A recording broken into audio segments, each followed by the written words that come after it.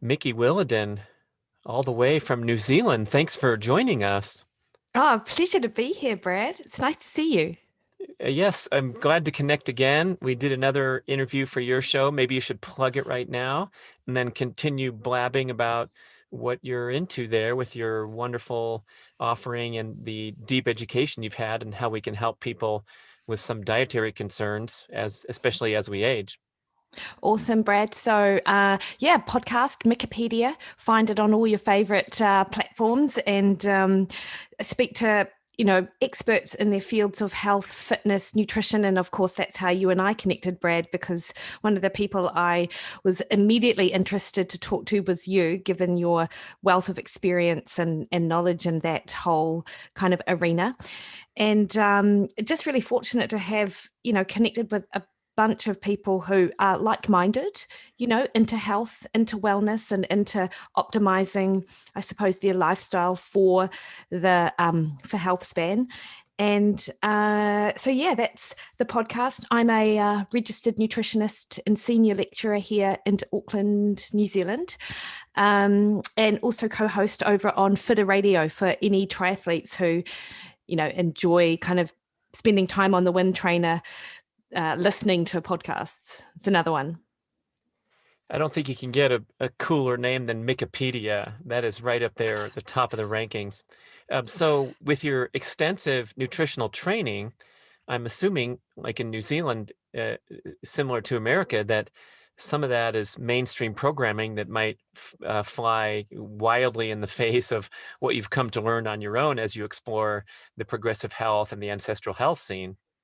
Yeah, absolutely, Brad. It was, it's a really interesting transition when you go to university. So I did my studies at Otago University, which is one of the main universities here in New Zealand. So I did a BSc in human nutrition in addition to physical education, went on to do my master's and then subsequently a PhD down the line. But along the way, as a sports nutritionist, predominantly, I found it really interesting that we would have these guidelines, and then you would try to apply them to the real kind of person, and they just wouldn't work. And it was almost like the secret in and amongst practitioners that, whilst we sit there teaching the guidelines, kind of behind our hands, we were kind of like going, we don't actually ever use them. But we're in a position really to could kind of talk to our students about what actually worked. And it wasn't really until 2009, so relatively, that's like 11 years ago, but still seems relatively recently, given, the number of years I'd spent practicing before. And when I was a lecturer at AUT University here in Auckland, we started thinking about how athletes that you'd go to a race and you'd see people line up on the start line and everyone had done a very similar sort of training plan. Yet, like yes, all shapes and sizes, but you certainly wouldn't look at a lot of them. And I don't know how this will sound, but I'll just say it. You couldn't see the hard work in their physique, because of course, when it comes to sports nutrition, it was, at least 8 grams of carbohydrate per kilogram body weight. Whenever you'd go out on a 2-hour run, you'd take 4 gels with you because the back of the pack told you to have one every half hour. And we really started to kind of consider, well, at a research kind of level, well, the limiting factor in that sports performance appears to be carbohydrate. But what about the hundreds of thousands of calories that people have stored on their body? So the kind of, I suppose that the idea that the guidelines didn't necessarily work combined with this other way of thinking about it purely from a physiology perspective kind of started the ball rolling with regards to thinking about nutrition in much the way that you do. But you have to unlearn so much. And I kind of feel that as a practitioner in the space, it is almost you go along for so many years with blinkers on because whilst the other information is out there, like you were obviously well into the field writing about ancestral health and primal health, Mark Sisson, Rob Wolf, Jamie Scott, all of these people were talking about nutrition in a different way. But because I hadn't learned it at university, I just thought it was, not at all relevant. So it was a real kind of eye-opening moment when the penny dropped, and that's literally, I suppose, what happened. Then you had to unlearn everything, basically. Yeah, I think the favorite story along these lines is the journey of Dr. Timothy Noakes, who was the world's leading exercise physiologist and nutritional expert, and writing textbooks and studying the carbohydrate paradigm where the muscles reload with glycogen after their hard work. And so you have to go looking for these foods and consume them immediately after exercise. And we all took that as gospel. And I think those guidelines are indeed relevant if you are a carbohydrate dependent eater. And Mm. so everything was occurring in a bubble. I mean, the great scientific research and the smartest minds and the Gatorade Sports Science Institute here in America with billions of dollars of funding, they're all doing good, wonderful work. But it seemed like it was stuck inside this bubble where we were all stuffing our faces with carbohydrates throughout our lives. And then, so if we want to perform athletically, of course, we're going to have to calibrate for that and do what the packet says and consume um, one slurp every hour of the gel. So that awakening that's, I guess, happened kind of on the street rather than in the university lecture rooms. Even still today, I know people who are going through traditional training and shaking their heads, talking about how the keto diet is dangerous to health and all the other things that Mm. have are still being dispensed in the pillars of wisdom and academia. Yeah, and I think we're really fortunate now that there are these other institutes, or, even if the online training institutes like Holistic Performance Institute, you've got integrative nutrition, NTP courses, and places like that, where you can learn more current and kind of up-to-date information around sports nutrition and just general nutrition. But it still feels like, yeah, the I suppose that deep-seated kind of understanding of what's required hasn't changed over the last 40 years, and continues to be taught in the kind of university lecture halls at some of the main institutes, which is super interesting. Yeah, and then you go to the race, like you described very nicely and politely. That's probably the most polite description that I've heard, describing how there's a bunch of fat people at these extreme endurance events. And that right there, without any other evidence, you have to conclude that something is wrong with the picture when you go and look at the individual training logs, and people are out there putting in, 7, 15, 20 hours a week of Mm. devoted exercise and still carrying around extra body fat. And clearly, they're stuck in that carbohydrate paradigm where they're burning a bunch of fuel and then consuming as much or more than they burned and carrying on with their lives with no change in, fat adaptation. Well, it's a real, it's such an interesting thing as well, Brad, right? Because, one of the major issues that endurance athletes particularly have is gastrointestinal problems. At least 80% of people would have reported that they suffer, at least once a week, issues with their stomach. And these are people stuck in that paradigm of higher carb, kind of lower fat, and even kind of moderate to high carb, and they might, but because they have it in their head, they have to consume when they're out. They've almost like got no other option but to consume. So, when I'm thinking about these people, I'm like, well, if you drop down the level of carbohydrate, allow for that, the body to shift its fuel substrate to help, begin burn body fat, you're going to start seeing a change in the physique of these athletes, and potentially, not have to train as much as they would otherwise train either. Because the other thing, of course, when you burn through a lot of carbohydrate, you get this increased oxidative damage, right? Because, as I'm sure are well familiar with, is that with we burn through carbohydrates, they are not a clean burning fuel source. So they create a lot of metabolic kind of waste products that increase oxidative stress and damage in the body. It just takes a lot longer to recover from your training sessions.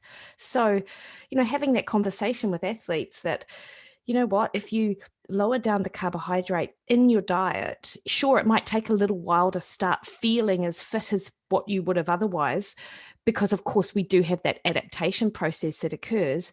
Over time, you'll notice that your recovery is enhanced and you'll be able to hit those training sessions um, so much easier and get fitter from them because you're not still carrying around the damage from the previous sessions, which is less about the training and more about that fuel substrate that's kind of hanging around. Well, the training is causing a similar damage. You're inducing oxidative stress and inflammation, which is part of training to adapt to that, to give yourself a stressor and then recover and come back stronger. But then when you come home and you slam down food that itself also creates oxidative stress and inflammation, right? It's crazy, and I think the athletic community seems to give out free passes left and right to consume higher amounts of indulgent treats and processed carbohydrates because they're burning it off. But arguably, this person who's demanding more from their body than the person in the next cubicle at the office who's just walking to the subway and doing gardening on the weekend, this person has higher nutritional demands and would benefit from orchestrating the diet to contain more nutrient dense foods and less junk. And if that means having to consume 3 sweet potatoes at dinner instead of one, or larger portions of whatever it is, that's great as long as it's got something of value on the nutritional scoreboard. Yeah, and something I was really interested in when I got into this area was looking at, studies that look at the long-term health of athletes as well. And we, on Fitter Radio, we interviewed Dr. James O'Keefe a number of years ago, all around the athletic heart. And I had the pleasure of chatting to him again a couple of weeks ago for Wikipedia. And, he's done a lot of research looking at longevity and kind of athletes and that whole U-shaped curve of a little bit of exercise is probably too little. There's a sweet spot, but the more you do, the greater your risk is of cardiovascular disease and poor health outcomes. But I also wonder, what would happen if you looked at an athlete population or a cohort who was following more along the lines of an ancestral diet, and how that might change the outcomes with that same training load, because as you say, you create a lot of oxidative stress and damage through training, which is a necessary part of that adaptation process.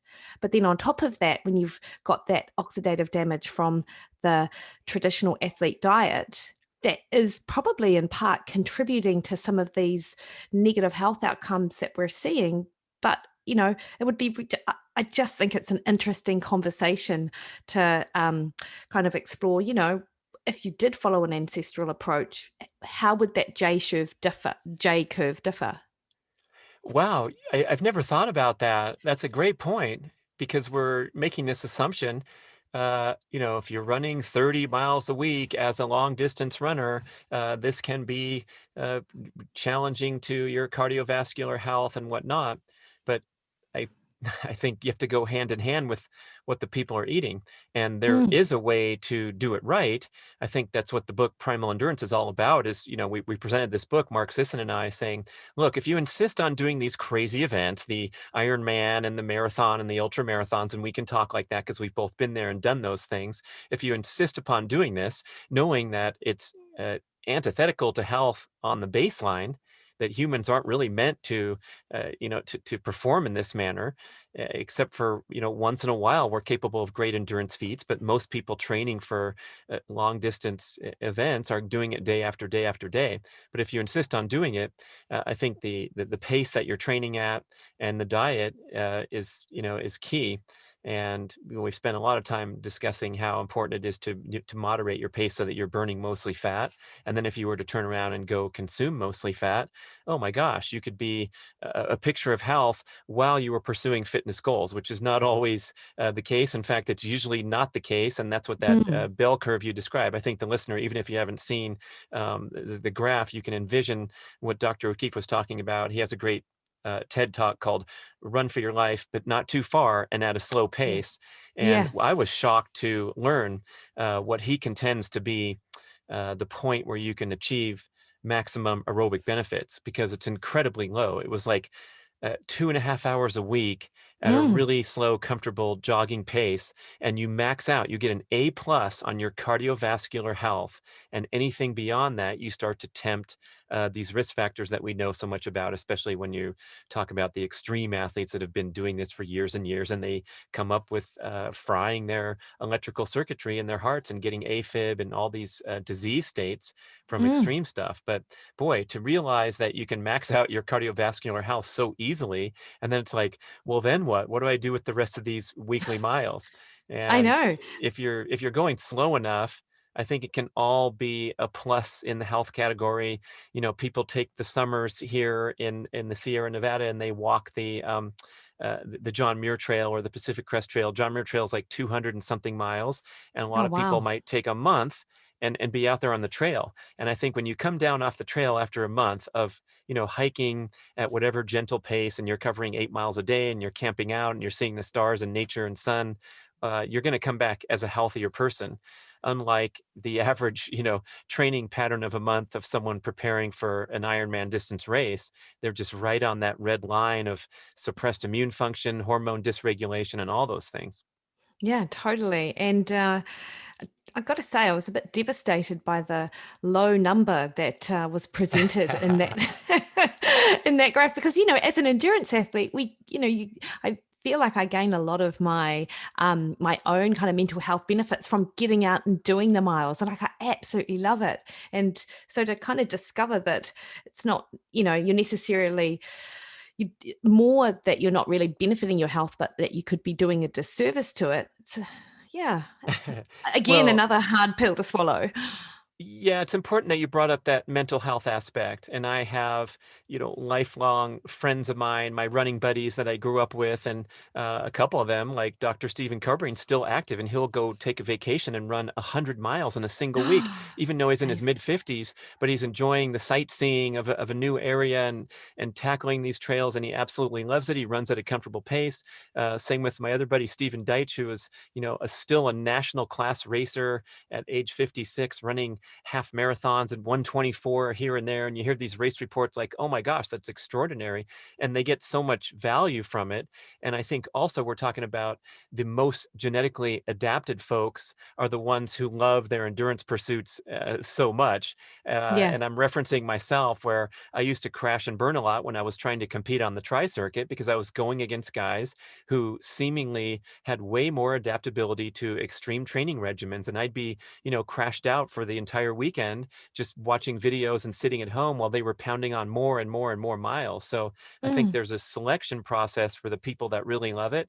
And then, for the rest of us, you have to pay attention to your own boundaries and limits, and, pursue those mental health goals, of course. But I think so much of it, if people really were honest about it, if they slow down, they could still get that benefit of being out in nature and on the trails and getting their dog out running and all those great things, without having to kind of, drift into those slightly fatiguing heart rate and exertion zones where you get the instant payoff of endorphins, but you are Mm. tempting long-term breakdown, burnout, illness, and injury. Yeah, totally. And Brad, with your activity pattern nowadays, and obviously you're pursuing goals outside of, running, cycling, swimming, but do you get out there and hike and jog and go on the trails? And is that a regular part of your kind of weekly routine? Yeah, thanks for asking. I've really had some epiphanies recently. I published a video called Jogging 2.0, and it was also with an article on Mark's Daily Apple, which the title, I believe, was "Don't Jog, It's Too Dangerous." That was a quote from Dr. Art Devaney. And the Mm. epiphany I experienced was, I've been for decades starting my day with an outing in nature with my dogs, a succession of dogs, because it's been a long time.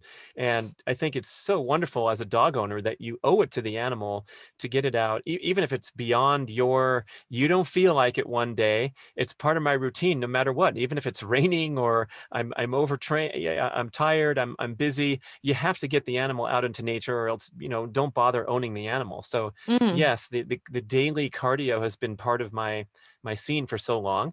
I'm smart. I talk about this stuff and write about it. So I honor what I'm saying, and I keep my heart rate in that comfortable aerobic zone. But what I realized, and also reading some breakthrough insights and science from some good leaders, is that you can obtain this cardiovascular training effect, this cardiovascular fitness in a variety of ways. It does not have to be steady state cardio to Mm. build a wonderful, fantastic cardiovascular system.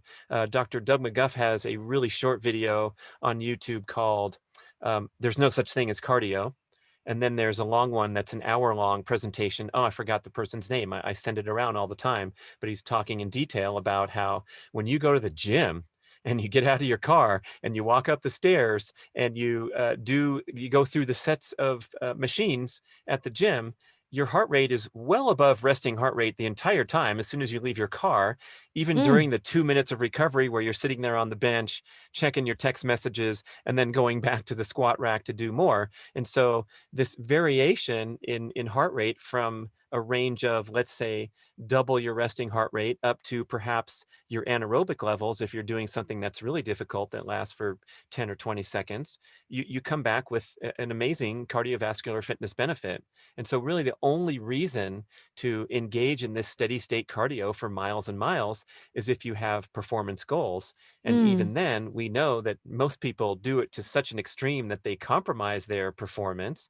They're keeping that body fat packed on rather than losing it because they're in this high overstress training patterns where the stress hormone cortisol is chronically elevated. That compromises fat burning. That compromises the adaptive hormones like testosterone, and you're kind of stuck in this overtraining pattern where maybe you'd benefit from taking a couple few days off of your mileage and going into the gym and jumping up and down the box or climbing the rope or doing things like Brian McKenzie was an early promoter of this CrossFit endurance methods where they'd train in a more broad and varied manner, and sure enough it would benefit their performance if they did it correctly at a very narrow extreme event like running 30 miles on a trail. Mm. And Brad, you're so well versed in this area of, recognizing, the potential deleterious effects of that, chronic cardio kind of space. With a lot of people that I see and talk to, it's still such a relatively new concept to them. Like oftentimes what I get with clients and people is, sure you can, if you're feeling like you're not hitting your numbers or you're unable to, I don't know, and you're not training as much as or as well as you would normally like, or you are packing on the pounds or not able to lose that body fat, the default is to do more and to restrict more, Yeah, rather yeah, than, yeah. do less and kind of take the foot off the brake. Like it takes quite uh, it's almost, I would say, a courageous, I don't know if that's the right word, but you kind of have to just, yeah, you kind of have to be a bit courageous to go, right, that other person's out training today, but I know it's not doing my health kind of any good. So I'm just going to, leave it. But particularly people who are wired in that endurance space, it's so difficult to know kind of when to pull back, I think. Yeah, you have to have some trust or some faith that Mm. you can transcend this flawed paradigm, especially what you just mentioned with the calories in, calories out concept, Mm. because we tend to address this problem with an effort to reduce our food consumption and then another effort to burn more calories. And we now Mm. know from the science is called the compensation theory that the body engages in assorted methods to balance out extra caloric expenditure with finding ways to get more lazy and consume more food throughout the day over the course of the day because you woke up and kicked butt at that 6 a.m. spinning class and burned a bunch of calories. There's some great research cited in Dr. Jason Fung's book, The Obesity Code, that uh, dietary patterns or pairing diet and exercise. There was a study that lasted for 7 years. It was called the Women's Nurses Health Initiative Study. Yeah, yeah. And the women diligently agreed to consume 237 calories less per day and exercise more. And over the 7-year length of the study, they were predicted to drop 23 pounds per year. Because if you go to the online calculators, you can put in your base and metabolic rate for your height and weight and your age. And this is how many you burn. And this is how many calories a spinning class burns or a 6-mile run. And so they were predicted to just, turn into physical transformation. And at the end of 7 years, the Mm. aggregate weight loss was like 0.7 pounds per participant, 50,000 females. And so studies like these blow this idea out of the water that cutting calories and burning more is going to lead to anything except for a lazier, more tired human outside of these workouts. And I think anyone can raise their hand and say, oh, gee, I've experienced that myself. And so now we have to look beyond that and go, well, then what is the secret? Yeah, and it's so interesting, isn't it, when you look at the science literature around weight loss? And this is might be a slight tangent, but it doesn't, when you're looking at the randomized controlled trials and what actually works with regards to weight loss, they're using a population who do fall into that overweight or obese category, or as Phil Maffetone and Paul Lawson would call having that kind of being over fat. And these are people who do in fact have fat to lose, but even over a randomized controlled trial that might last 12 weeks and then they'll follow them up for 6 months, they only really, they might drop 2 or 3 pounds. And whilst it is scientifically kind of statistically significant, I mean, how meaningful is that to someone who might have 20 pounds to lose?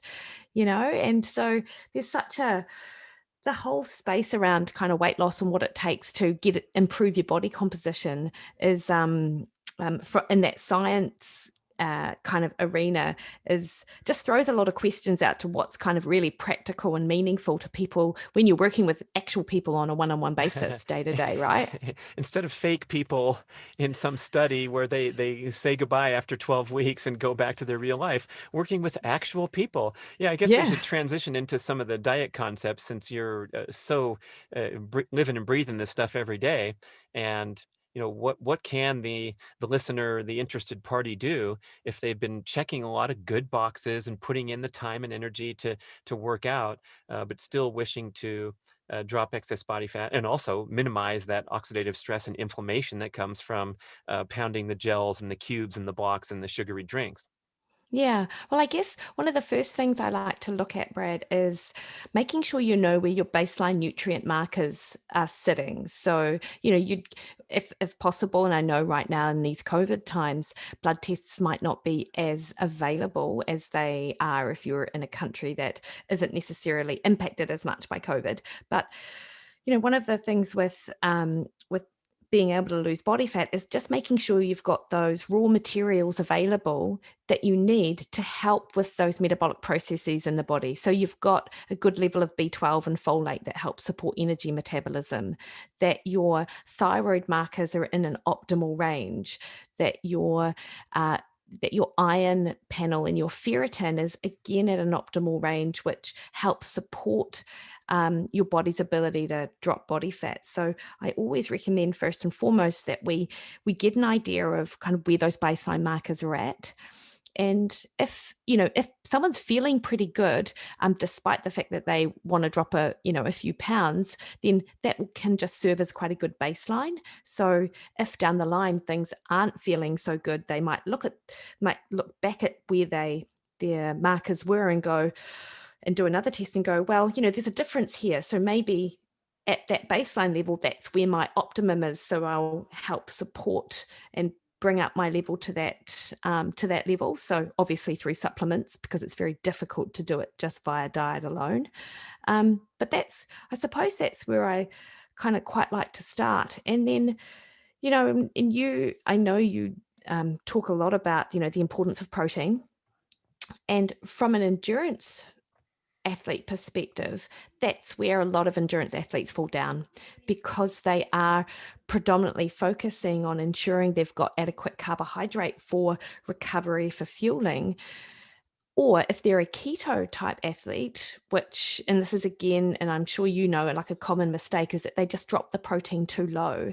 And that can impact on their ability to drop body fat as well, just because they're unable to carry out and recover from their training to the same extent as if they had an adequate protein level. So, from a diet perspective, that's certainly something which I like to focus on. And what do you see out there as common deficiency patterns? What are some of the red flags that people might want to look out for and even go and test? I mean, here in America, it's super easy to go to the blood draw lab. You wear your mask, you have a spaced out waiting room. And I've gone, 10 times in the last year because I'm constantly testing my testosterone and other things for my MOFO mission research. So it's no excuse. There's no barrier. You can pay for your own test. You don't even have to see a physician, but you can get it ordered Mm. through your physician and get it covered for many people. But the tests are so affordable now that most of us can get out there and get some really good insights. But then maybe some of this stuff is subclinical and we could use some additional insights, especially for the athletic, healthy population where most of the stuff looks normal, but that might not be of interest if you want to be better than the pathetic normal that the average citizen is today in America and the other developed countries where we're suffering from the overfat pandemic, as Maffetone calls it. Yeah, such a good question, because I often, when I talk to athletes and they go to their doctors, because that's how we generally do it in New Zealand, and then they call up their lab or their doctor's office, and the person on the other end of the phone goes, "Oh, you're fine, you're all normal." But you're absolutely right about that. That normal reference range, kind of for a lot of the markers, kind of takes into consideration everyone that's ever gone in to get a blood test at that particular lab, and then just takes that average, which isn't necessarily optimal. So, I mean, I think thyroid is like a great example of that. So for for thyroid, it's quite well known in the science and in the kind of, I'm going to say alternative health practice, but I don't really want to say alternative or integrative, but people in the know understand that. People in the Yeah, know versus people not in the know. yeah, a little Yes, bit, hello yeah. there. Yeah, the forward-thinking, open-minded, highly critical thinking health expert. Yes.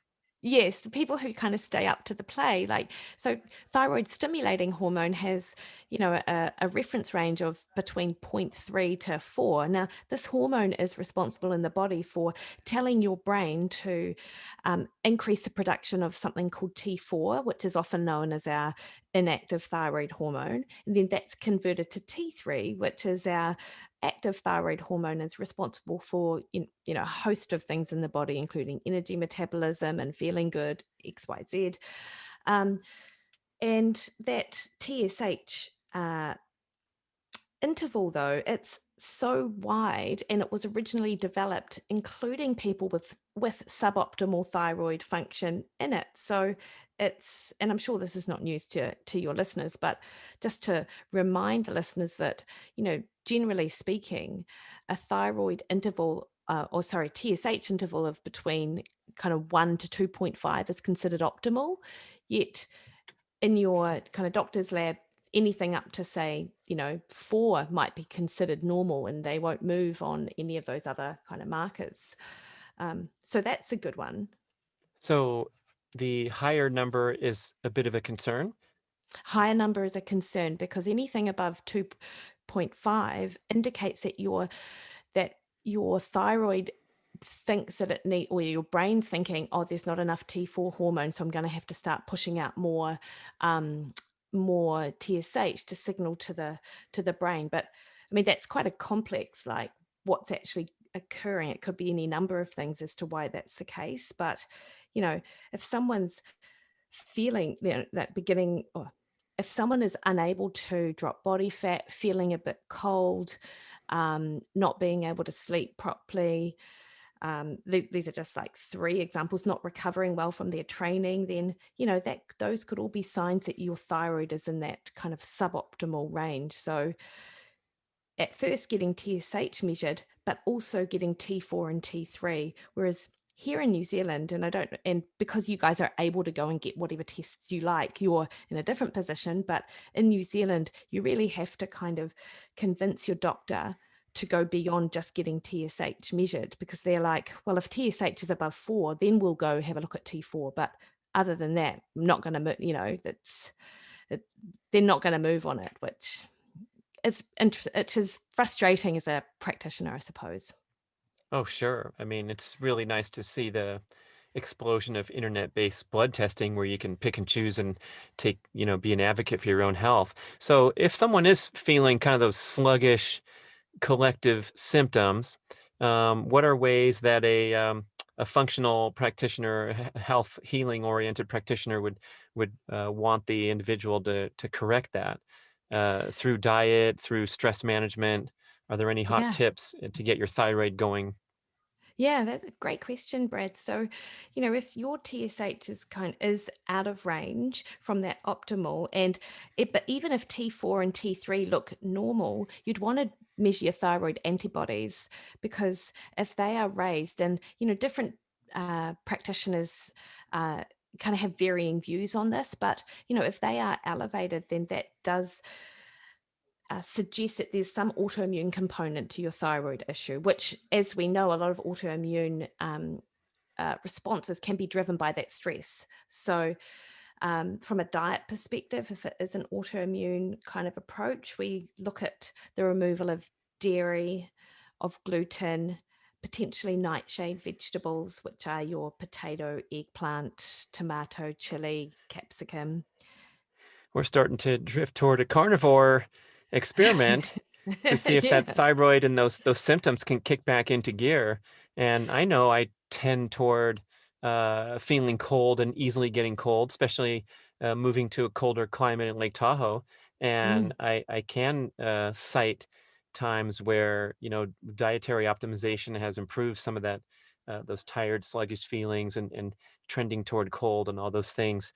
I went through the Nourish, Balance, Thrive protocol with Chris Kelly, and he basically said, "Look, you got to eat more food, man, because you're showing some values here in your comprehensive blood panels that indicate catabolic." So everyone's individual. We're now seeing this great trend toward individualization of health tracking and blood testing. InsideTracker.com is one of the most impressive ones I've seen. I just got involved with them, mm, and they take genetic testing, mm. comprehensive blood panel, and actual lifestyle data from Fitbit or another device like that, and they put it all together on this wonderful website, and you can really keep track of things. And boy, I'm guilty of just kind of experiencing what seems like normal, but it's there might be something way better than normal that you're not even aware of, and so your perspective is all skewed. And so, I mean, that's why we're here doing podcasts and helping people directly, is that we want to promote this constant quest for optimization rather than Mm. just settling for, oh, usually I get super tired after a busy weekend where I do a moderate hike and run around and do errands, and people are just used to that. Could be from thyroid dysfunction, and I'd love to get a little more into it with you. You mentioned some of those iron markers too, and we talked about that Mm, offline. I think mm. I was hitting you with some personal questions there. So, how does iron come into play? And Yeah.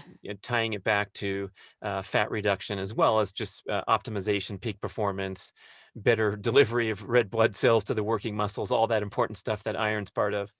Yeah, it's a great question, Brad. So, just to change tack a little bit, well, what I will say before I shift gears is, from an iron perspective with thyroid, often it is low ferritin and low iron markers that can contribute to suboptimal thyroid. Um, However, something which I am noticing a little bit more, particularly with my kind of middle-aged male athletes, is this actual trend towards higher iron load. And it's interesting because some of the so obviously, so ferritin is, as you know, it's super important for red blood cells, for energy, for hormones, for your brain to function effectively, for so much. It's such an important it's such an important protein in the body. But athletes often kind of come to me and they're feeling sluggish and they're feeling like they're unable to recover. And particularly in that male athlete population, when we do their blood markers, it's not necessarily low iron that's causing the issue, but it's high iron and high ferritin. Describe the representation of ferritin? Is that Yeah. the circulating iron versus the stored iron? Yeah, Uh, yeah, it's kind of it's that it's ferritin is like the iron, it's the protein that kind of binds iron in the bloodstream. So, you when you go and get a ferritin test, it can be anywhere between 20 to 400, or 20 to 600 is considered that reference range. But what would be considered optimal is around that 60 to 80. So um, in females, often it's a low ferritin that's the issue, but in males, actually, it's that high ferritin. And, you know, what one thing we have to consider is, of course, that ferritin is an acute phase reactant. So, what I mean by that is your ferritin will raise in response to inflammation in the body. So, if, for example, you, Brad, go along to get a blood test and test your iron markers, and it's on the back of, I don't know, some strenuous activity that you did, or you've got an infection or an illness, and your inflammation markers are raised in the body, then ferritin could also be raised. So it's not, um, so that's one thing to be mindful of. But there are the markers that you can test to know whether or not it is iron storage that's the issue, or that it's inflammation. But particularly males are much more predisposed to that, a higher ferritin as they age, rather than low ferritin. And that really does have some significant negative health outcomes associated with it. like So, what? yeah, so obviously, from a how they feel kind of on a day-to-day basis, they may have mood swings, increased fatigue, joint pain. Depression is associated with kind of high ferritin, chest pain, hair loss, dizziness, impaired sexual function, reduced testosterone, abdominal pain, um, and also, increased cholesterol markers. And then high ferritin is also associated with Alzheimer's and Parkinson's and other neurological conditions too. So, kind of on a day to day basis, some of these kind of symptoms that I talked about, these are things which almost might be taken for as normal for that kind of aging endurance athlete. Oh, I'm just getting old, so that's why my joints hurt, or I'm doing a lot of training, so I feel really tired.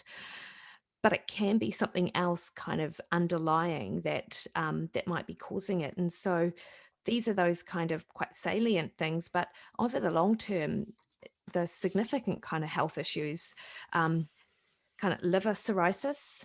So you get kind of iron deposits in the organs, diabetes, hyperpigmentation, actually. So this is when the color of your skin goes bronze, brown. Obviously, this will increase according to sun exposure as well. But you also might notice a sort of a graying coloring as well of skin tone. So these might all be signs that your ferritin level is high. And then ultimately that can lead to cardiac failure. That's very chronic kind of down the line. And I would be very surprised if anyone left any of these things to the point where, they suffered from cardiac failure. However, there are people who completely just avoid the doctors, aren't there? So it's just good to be mindful of that. And it's men are more predisposed. I suppose the genetic component of it is called hemochromatosis, so iron overload. And you can get tested with some genes to determine whether or not you are predisposed to high iron. And that, you can get that tested either at the doctor, or 23andMe also has a panel which looks at the genetics behind iron overload. But, even though there are a couple of genes that indicate it, as I understand it, there are actually other genes that aren't routinely measured. So just because you test negative on the HFE genes that are measured doesn't necessarily mean that you aren't at risk from that genetic component of iron overload. So does high ferritin go hand in hand with, I believe there's other readings like iron saturation, maybe even Mm. there's a couple more. Are they kind of directly associated, or can you have some weird stuff?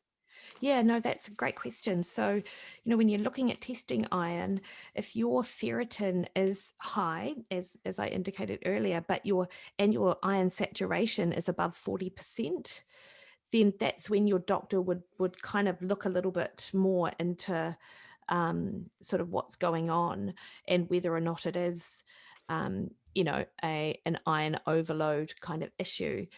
Whereas if your saturation is normal, then it might just be that ferritin is high, might be because of those inflammatory Mm. processes and not necessarily ferritin itself. So that's why getting something called high sensitive C-reactive protein measured at the same time can be quite a good way to delineate kind of what it is that we're actually looking at here. Is this just a marker of oxidative stress in the body, or is it actually an underlying iron overload issue? So I guess this occurs over time. You talked about the aging athlete.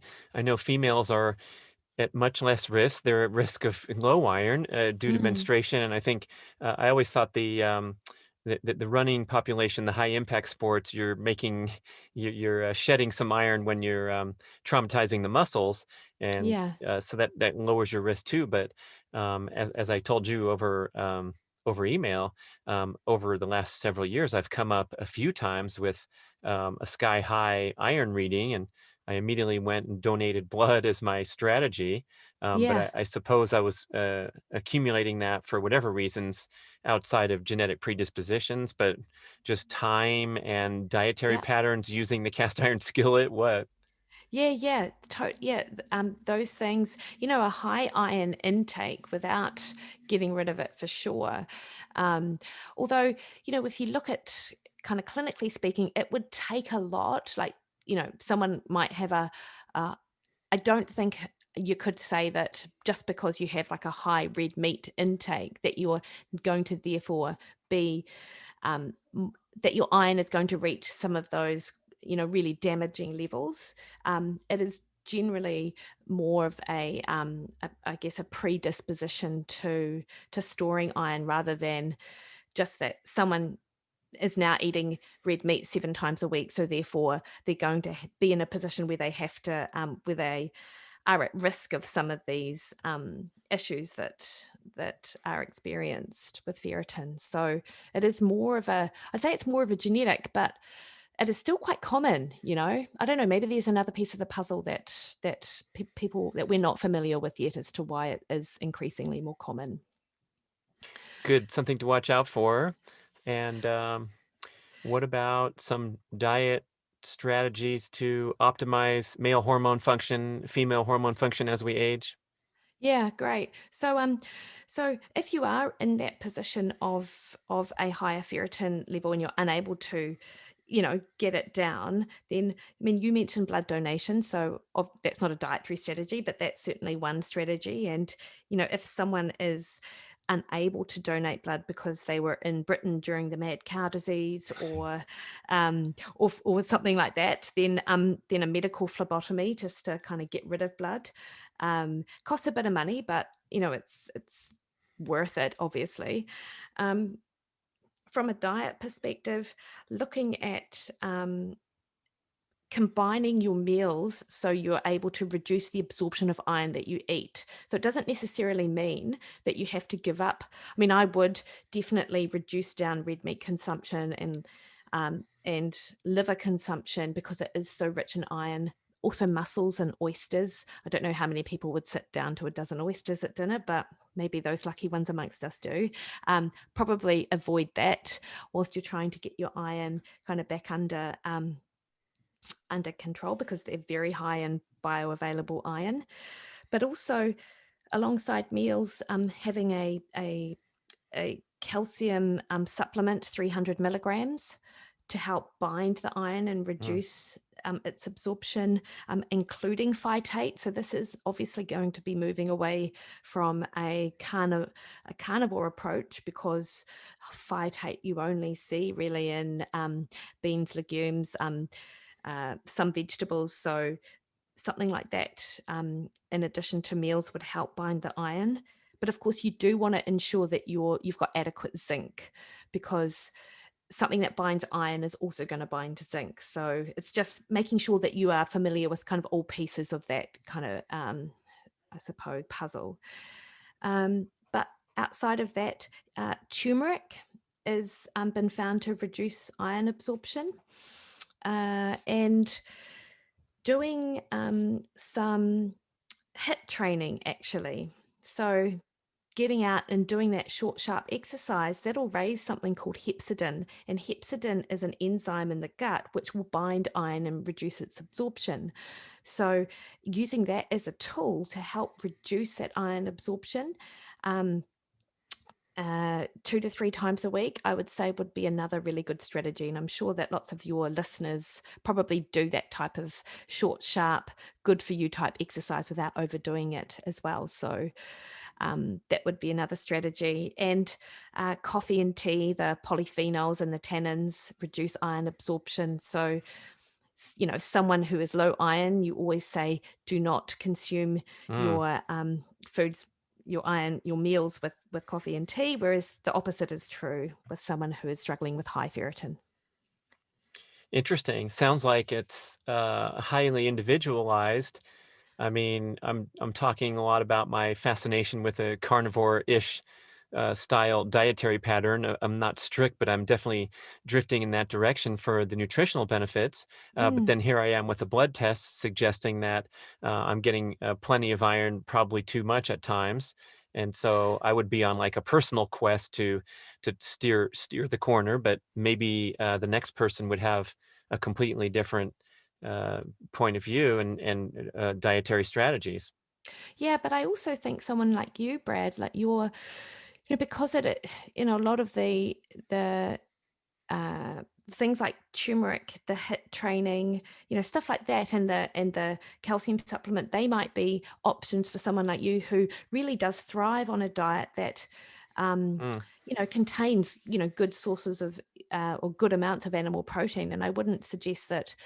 Um, I, I certainly wouldn't suggest that reducing a lot of that would be the best approach for almost anyone, because you and I both know that so many people struggle to get in what they need rather than that they need to kind of cut back. But potentially looking at the sources. So potentially if someone does have like quite a high ferritin level, then actually switching to the lighter colored meats, chicken, pork, um, fish, salmon, eggs, like these are all, I mean, these all do contain some iron, but not to the same extent as your red meats. So having a look at those sources of iron within your foods and making that switch, you can still do what you want to be doing, but just do it in a slightly different way. So you've mentioned protein a few times Mm, and the critical importance of getting enough protein. And over the last, 10 years, I guess, we've been hit with some people who are deep into it have been hit with some disparate points of view. There was for a while going around this warning that over consuming protein routinely can, elevate those growth factors and increase your cancer risk.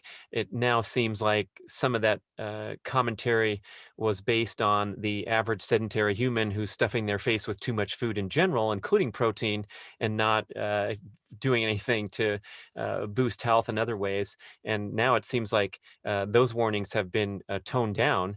And there's a lot of people, especially in the carnivore scene, and especially some of the people I really respect on this, saying, hey, you know what? It's okay to get beyond that commonly cited recommendation. Usually, a lot of people have heard about this 0.7 grams per pound of lean body mass. That would be 1.54 kilos, 1.54 grams per kilogram, right? mm, mm. Where do you stand on that? If you like to spout recommendations, or maybe you Yeah. can just elaborate.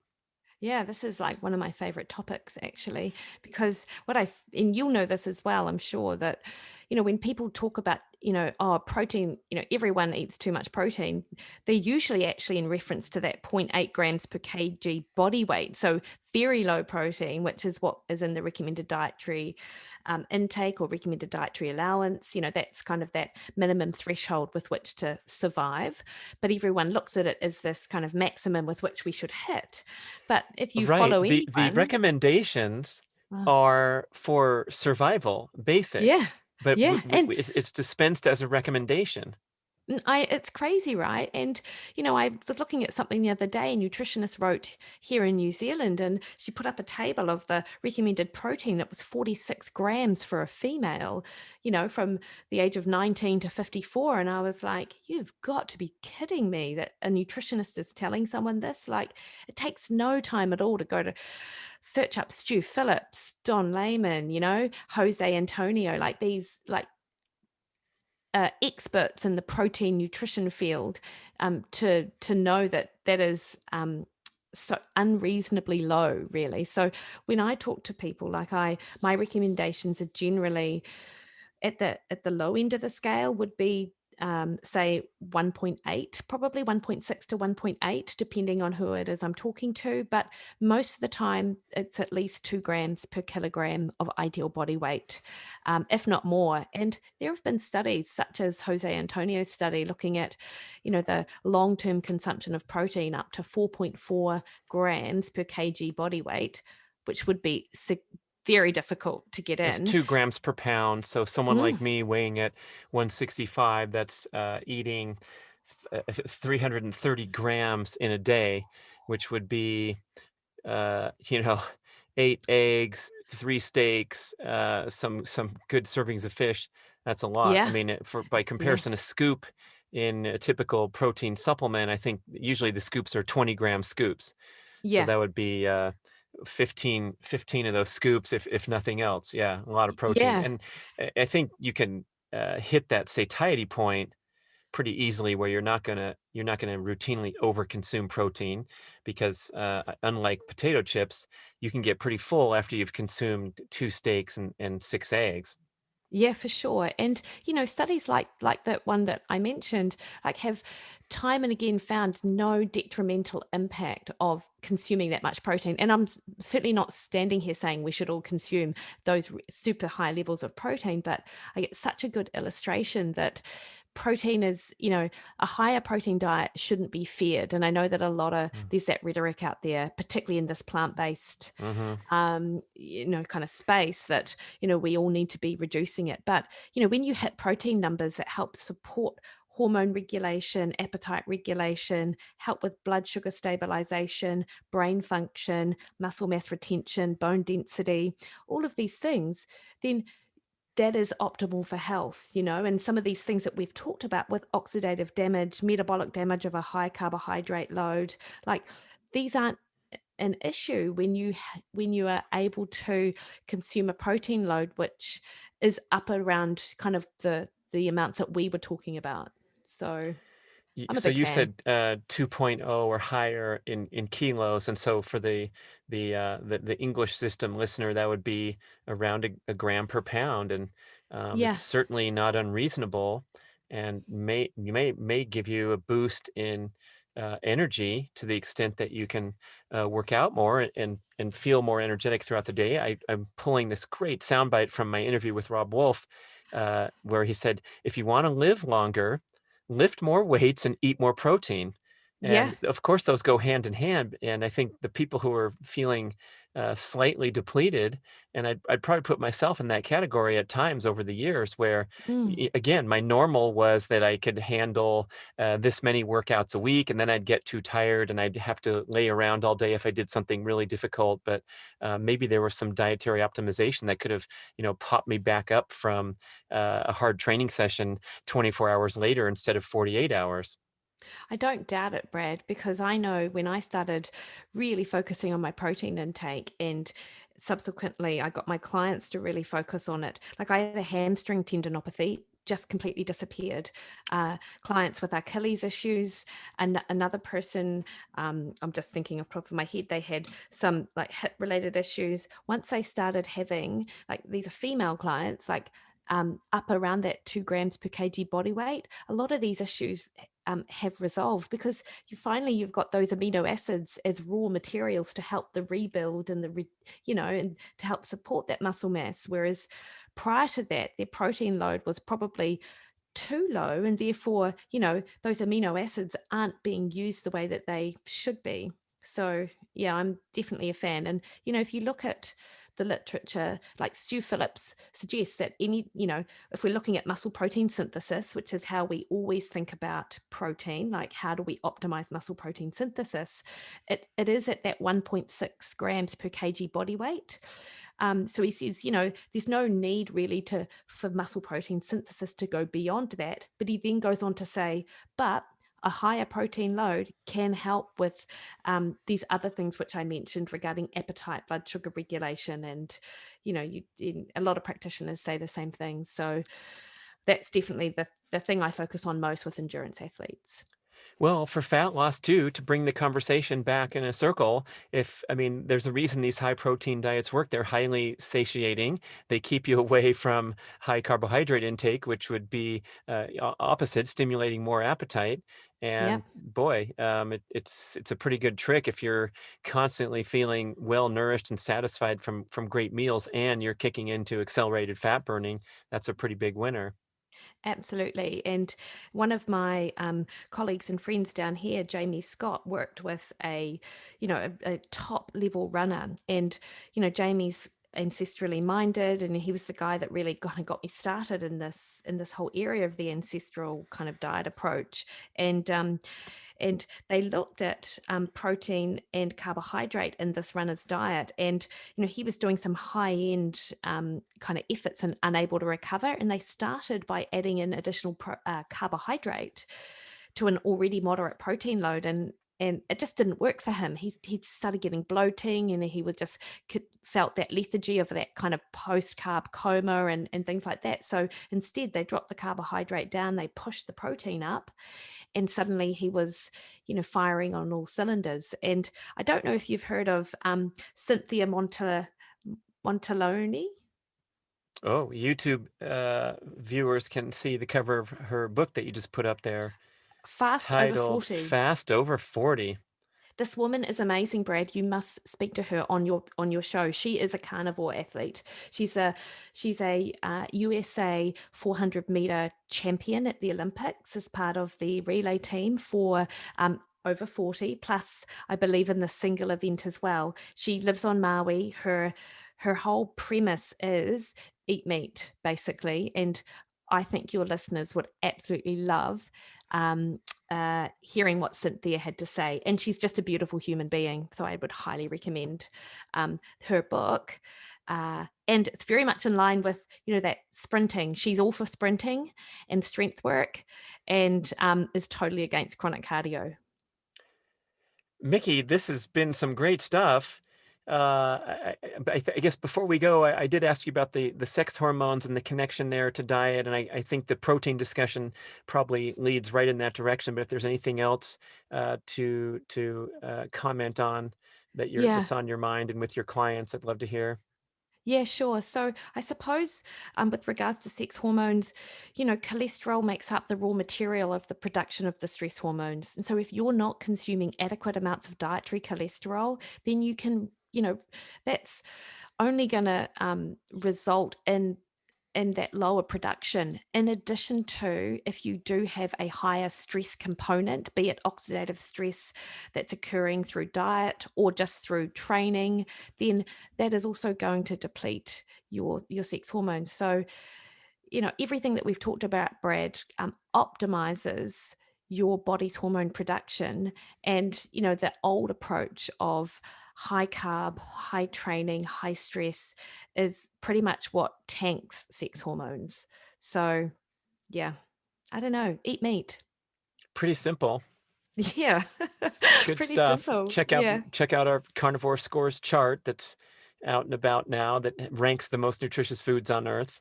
I'll send you a brilliant. copy so you can distribute it in New Zealand, but we're pretty excited about that project I've done with Kate Kretzinger, another health coach in America, and Awesome. Mikki Williden, bringing the heat from New Zealand. Great show. Thank you so much for the insights. Brad. It's an honor to be on your show. Thank you so much. Okay, listeners, go check out Mikipedia. And where else can we connect with you? I'm on Instagram at Mikki Williden, at the same for Twitter. Facebook is at Mikki Williden Nutrition, and but mostly Insta. I'm on there doing stories all the time. And of course, my website's mickiwilliden.com. Da da da da da da. Thank you, listeners. Da da ba ba.